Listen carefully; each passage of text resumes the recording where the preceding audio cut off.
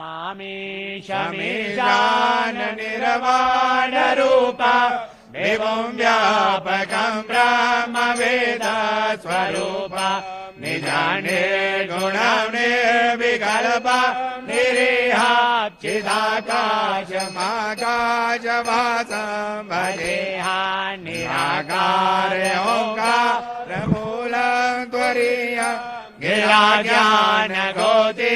तमीशा गिरीशा कराला महाकाल कालं कृपाल गुणागार संसार पार नतोहा तुषाराद्रिसंगाश घोर गंभीर मनोभूत कोटि प्रवासे शरीरात् स्मरन्मौलिकल्लोलिनी चारु गंगा लसत बाल बाले दुकंड